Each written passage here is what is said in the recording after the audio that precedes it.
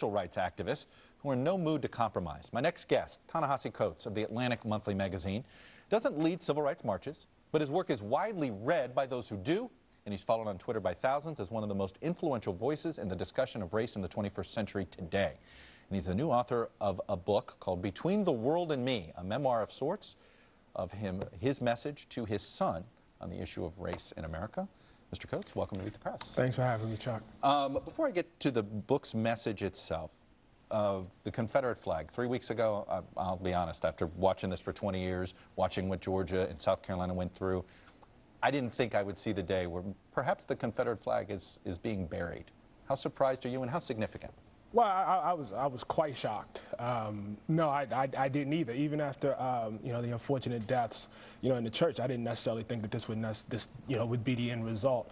I think one of the good things, for even skeptics like me, is the response to the forgiveness that some of the families have. I think like the way that pricked the consciousness was pretty big, and I think unlike maybe some of my fellow travelers, I actually think this is a huge deal. I think symbols matter. I think if you're somebody who has to walk past the Confederate flag on the capital of South Carolina in Charleston every day, that sends a message about what's acceptable and what's not. Children growing up today will not see the symbol of an empire of slavery as now acceptable in the state. I think that's really significant. Do you think it takes the next step and it actually changes the way we teach the Civil War? I mean, I think about how we're taught the Civil War in sort of main public schools. Do you think we change that conversation a little bit so that's a little more honest? A little bit, a little bit. The struggle continues. I mean, we were talking, before we came on air about what seems like, this sudden reaction to the Confederate flag going down. But for a lot of people, in fact, it wasn't sudden. Certainly for historians who have been fighting this battle for 50 years, and other activists, this is a long struggle. And so I think, as we move into the sesquicentennial for Reconstruction, yes, and the story around Reconstruction, which is obviously related to the Civil War and the Confederate flag, the battle continues. So maybe in another 50 years we'll have that right. Well, 50 years. Let's go to the book itself. It's a memoir to your son. That's how it turned into that. And I want to talk about what real reform when it comes to social justice and race relations. And you write this: you may have heard the talk of diversity, sensitivity training, and body cameras. They're all fine and applicable, but they understate the task and allow the citizens of the country to pretend that there is a real distance between their own attitudes and those of the ones appointed to protect them. This is in response to increased scrutiny of police brutality against African Americans. Obviously, a conversation that African American fathers have to have with their sons a lot. But you're not comfortable with the conversation that's happening now, even as we acknowledge the problem. No, I'm not, because I think people focus on the police as the problem, and I think that allows us to avoid our responsibility as citizens living in a democracy. In each of these disturbances, in Ferguson, in Baltimore, in not Charleston, South Carolina, but in South Carolina with Walter Scott, who was shot from the back.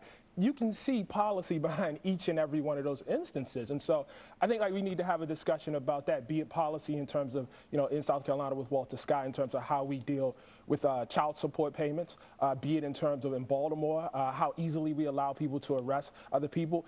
If it, is in Ferguson, we need to have a conversation about how municipal governments fund themselves. The police are not some independent organization operating as a result of a military junta. We live in a democracy. We get the police departments we deserve. And so I think American citizens need to take some responsibility for that. Two incidents seem to actually impact Republicans on this issue: Eric Garner in Staten Island and the North Charleston incident with Walter Scott.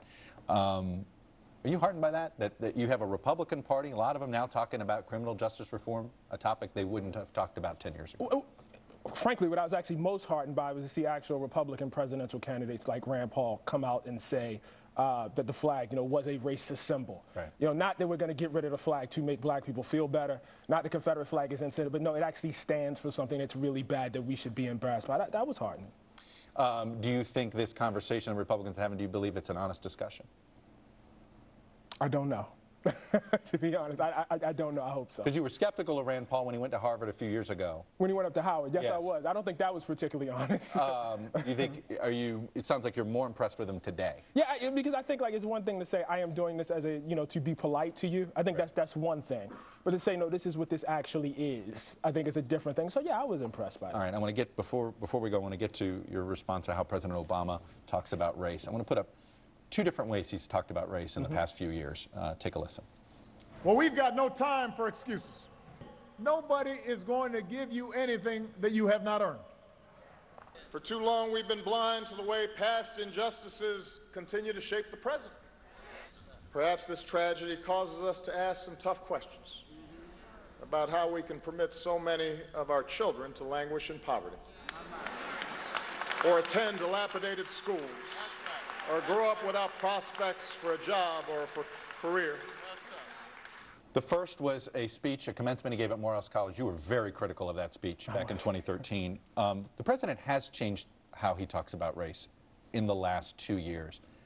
I think it is attributable to people like yourself, the Black Lives Matter movement. What do you think it is? I don't know that he's changed. You know, I think it'd be very difficult after the killings down in Charleston to go up there and give a, you know, pull up your pants, bootstraps sort of speech. So I think maybe events have changed a little bit. I suspect that if you talk to him privately, he still pretty much believes what he believed when he addressed folks in Morehouse. And obviously, I have no problem with the message of, you know, personal responsibility. That's the message I give to my son. But President Obama, as he always says, is the president of all the American people. He's not just the president of black people. And so I think what comes with that is certain burdens. You know, I don't know that telling black people that they need to give more effort, you know, is really the way to go when you're the leader of the American state and you're the bearer of a heritage that basically has gotten us in this situation to begin with. All right, I'm going to pause there. We're going to do a lot more in a separate interview on Press Pass, talk a lot more about the book itself. Ta-Nehisi Coates, congratulations on your success.